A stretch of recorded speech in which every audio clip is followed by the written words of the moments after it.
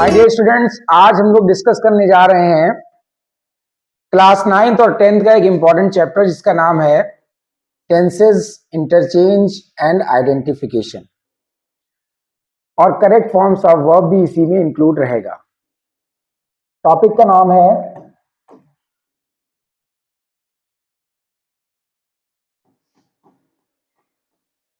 Tenses.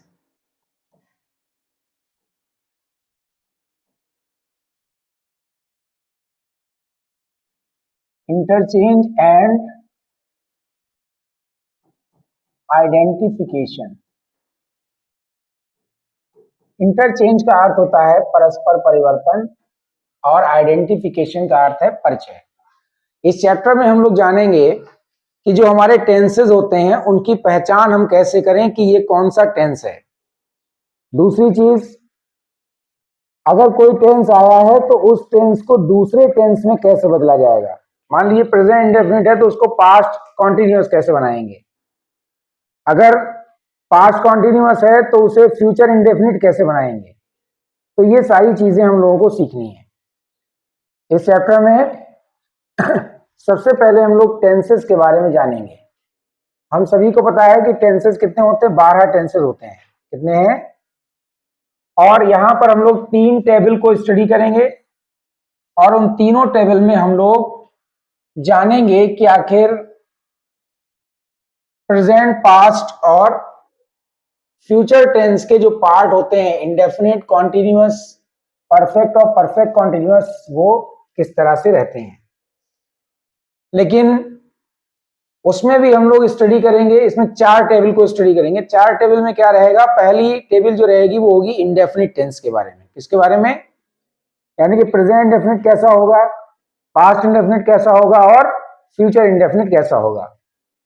जब हम इस टेबल को समझ लेंगे तो इजीली जो है हम लोग डिफरेंस कर सकेंगे।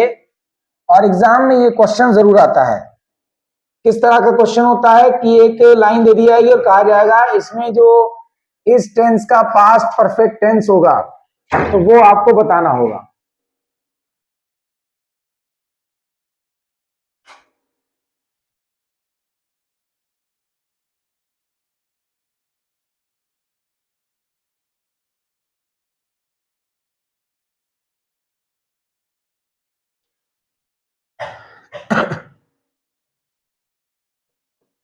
यहां पे हमने डाला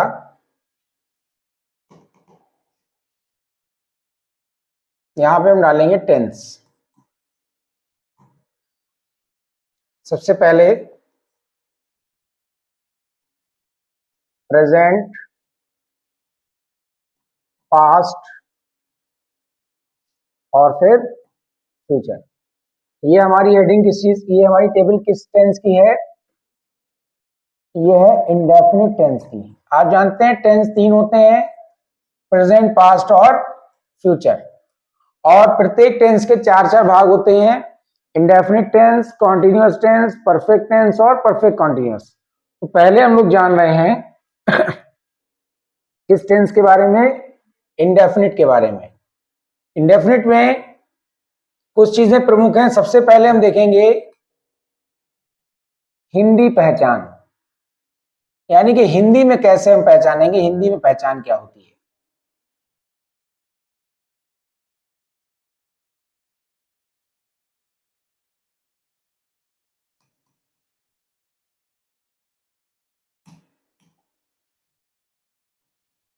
अंग्रेजी में पहचान क्या होगी? अंग्रेजी में कैसे पहचानेंगे कि प्रेजेंट इंडेफिनिट है, पास्ट इंडेफिनिट है या फ्यूचर इंडेफिनिट है। अगली चीज, सहायक क्रिया क्या है, क्या आती है। एक और चीज जानेंगे कि मुख्य क्रिया का क्या रूप होता है। मुख्य क्रिया किस रूप में प्रयोग की जाती है। और लास्ट में एक हेडिंग रहेगी सम एग्जाम्पल्स, कुछ उदाहरण। और कुछ उदाहरण में हम लोग बात करेंगे कि आखिर किस तरह से एग्जाम्पल्स दिए जाते हैं और उनको चेंज करने को कहा जाता है। चलिए देख लेते हैं। सबसे पहला present indefinite tense. Present indefinite tense में क्या आता है? अगर प्रेजेंट इंडेफिनिट टेंस है तो इसके अंतर्गत हम लोग प्रयोग करेंगे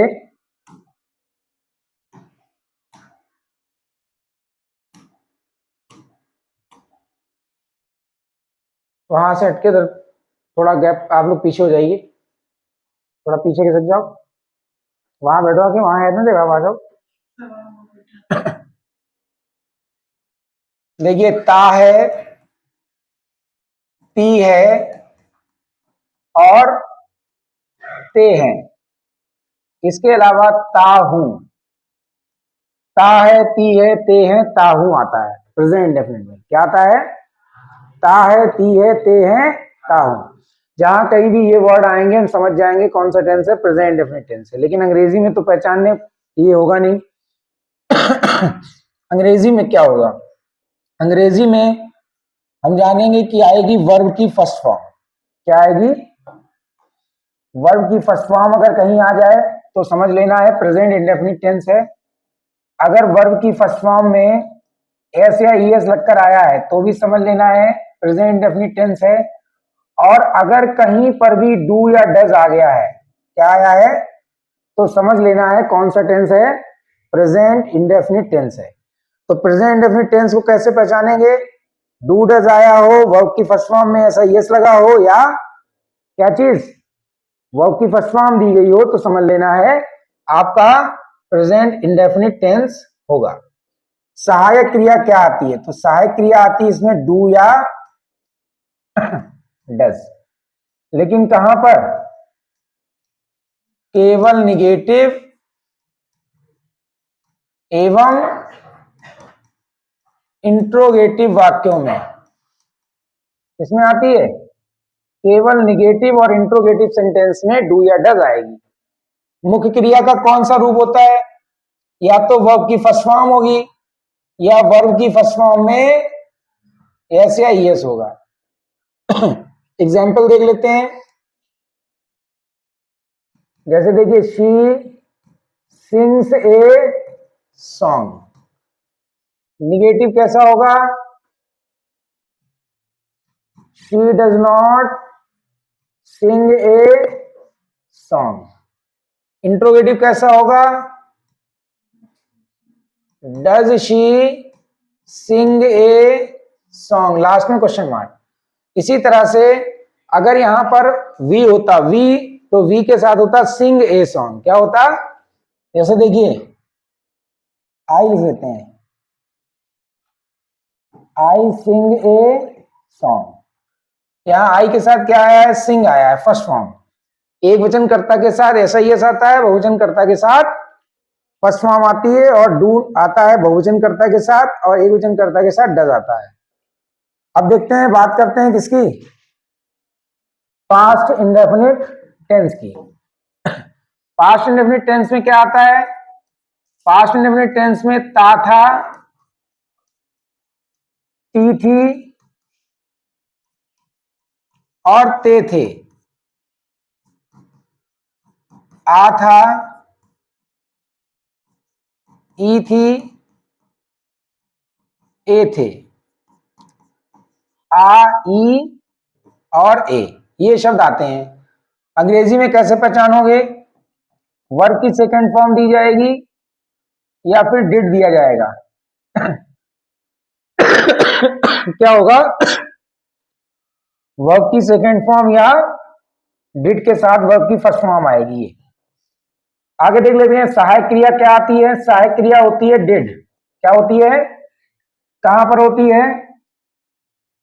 केवल नकारात्मक एवं प्रश्नवाचक वाक्यों में, यानी कि इंट्रोगेटिव और निगेटिव और इंट्रोगेटिव में। ठीक है। सहायक मुख्य क्रिया कौन सा रूप होती है? मुख्य क्रिया आती है वर्ब की सेकंड फॉर्म। क्या आती है? और डिड के साथ में सदैव वर्ब की फर्स्ट फॉर्म आएगी। एग्जाम्पल देख लेते हैं। देखिए, शी सैंग ए सॉन्ग। क्या लिखा है? She sang a song। Negative क्या होगा? She did not sing a song। Interrogative क्या होगा? Did she sing a song? Question mark. अब देख लीजिए, मान लो कहीं पर आ गया आई सिंग ए सॉन्ग। क्या आ गया? आई सिंग ए सॉन्ग। और कह दिया गया आपको बनाना है क्या चीज? Past indefinite. तो आप कैसे बनाएंगे? आई का तो आई लिखेंगे, ठीक है। अब यहां सिंग की कौन सी फॉर्म लिखेंगे? Second form. I sang a song. अगर यहां होता I do not sing a song, तो आप क्या करते? I did not sing a song कर देते। फ्यूचर इंडेफिनिट में आ जाते हैं। देख लेते हैं इसमें क्या आता है। इस काल के हिंदी वाक्यों के अंत में गा, कॉमा गी, कॉमा गे इत्यादि शब्द आते हैं। अब फ्यूचर में कैसे पहचानेंगे? मतलब ये विल और शैल के साथ में अगर कहीं वर्ब की फर्स्ट फॉर्म दी गई है, विल शैल आया है और वर्ब की फर्स्ट फॉर्म है, तो समझ जाना है कौन सा टेंस है? फ्यूचर इंडेफिनिट टेंस है, ठीक। सहायक क्रिया क्या आती है? आई और वी के साथ इसमें आती है शैल। क्या आती है? और अन्य कर्ता के साथ क्या आती है? अन्य कर्ता के साथ में सहायक क्रिया आती है विल। मुख्य क्रिया कौन सी फॉर्म प्रयोग होती है? वर्ब की फर्स्ट फॉर्म। एग्जाम्पल देख लीजिए, मान लो ये आ गया आई सिंग ए सॉन्ग और कहा गया, या आई सैंग ए सॉन्ग कहा गया फ्यूचर इंडेफिनिट बनाओ। तो फ्यूचर इंडेफिनिट में क्या करते हैं? आई के बाद शैल लगाएंगे और वर्ब की फर्स्ट फॉर्म क्या होगी? सिंग। आई शैल सिंग ए सॉन्ग। निगेटिव क्या बनेगा?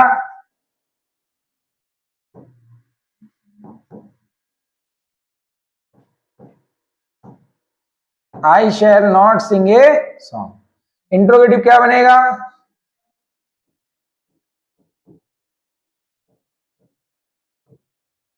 Shall I sing a song. तो ये हमारा एक चेंज है, आइडेंटिफिकेशन है इंडेफिनिट टेंसेस की। प्रेजेंट इंडेफिनिट आया तो वर्ब की फर्स्ट फॉर्म में ऐसा ही है, या फर्स्ट फॉर्म डू नॉट या डज नॉट। पास्ट इंडेफिनिट में वर्ब की सेकंड फॉर्म या डिड, ठीक है। इंट्रो और फ्यूचर इंडेफिनिट में विल या शैल के साथ वर्ब की फर्स्ट फॉर्म आती है। एक बार इसको नोट डाउन करेंगे, फिर इसके बाद हम लोग दूसरा चार्ट पढ़ेंगे जिसका नाम होगा कॉन्टिन्यूअस टेंस। सबसे पहला हमारा टेंस है प्रेजेंट। Present continuous. क्या पहचान होती है? रहा है, रही है, रहे हैं, रहा हूं जैसे शब्द आएंगे। क्या आएंगे? रहा है, रही है, रहे हैं, रहा हूं जैसे शब्द आएंगे। और हिंदी में पहचान के बाद हम जानेंगे अंग्रेजी में इसकी क्या पहचान होती है। कर्ता एक वचन के साथ इज, आई के साथ एम और आर के साथ क्या करते हैं, मतलब बहुवचन के साथ आर का प्रयोग करते हैं और वर्ब की फर्स्ट फॉर्म में आईएनजी लगाते हैं। जहां कहीं इज एम आर के साथ वर्ब की फर्स्ट फॉर्म में आईएनजी आ जाए, हम समझ जाएंगे कौन सा टेंस है? प्रेजेंट कॉन्टिन्यूअस टेंस है। सहायक क्रिया क्या होती है? सहायक क्रिया होती है इज, और होती है एम, और होती है आर। अब इसका प्रयोग कहां करते हैं? एक वचन कर्ता के साथ, बहुवचन के साथ आर और आई के साथ एम का प्रयोग करते हैं। मुख्य क्रिया किस रूप में आती है? वर्ब की फर्स्ट फॉर्म में आईएनजी दी होती है। क्या होता है?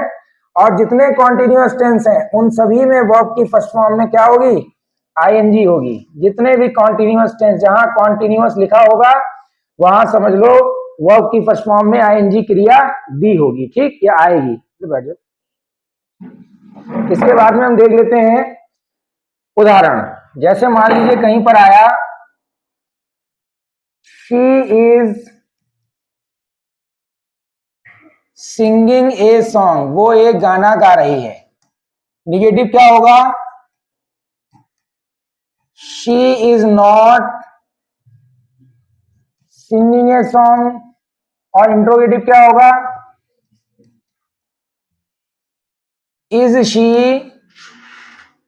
सिंगिंग ए सॉन्ग, और लास्ट में आ जाएगा question mark, is she singing a song. अब हम करेंगे क्या? हमने यहां देखा इज आ गया, आईएनजी लगी है, तो कौन सा टेंस हो गया? Present continuous tense. अब पास्ट कॉन्टिन्यूअस में क्या होता है? रहा था, रही थी, रहे थे, हिंदी पहचान होती है। इसमें वाज वर्ग के साथ आईएनजी आता है, आई के साथ वाज है और एक वचन क्रिया के साथ वाज है, बहुवचन के साथ वर लगाते हैं। सहायक क्रिया क्या आती है? सहायक क्रिया आती है वाज या वर। क्या आती है? वाज या वर।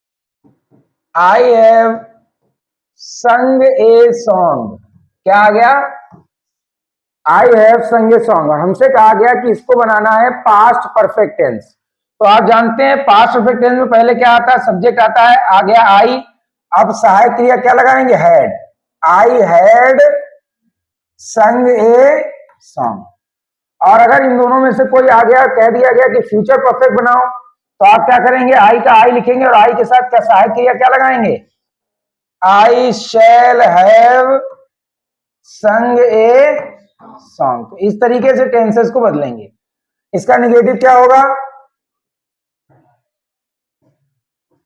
आई हैव नॉट संग ए सॉन्ग। एक और देख लो, इंट्रोगेटिव, हैव आई संग ए सॉन्ग क्वेश्चन मार्क। इसी तरह से इसके बना लेते हैं, आई हैड नॉट संग ए सॉन्ग। इंट्रोगेटिव क्या होगा? हैड आई संग a song, I shall not have. I shall not have संग ए सॉन्ग,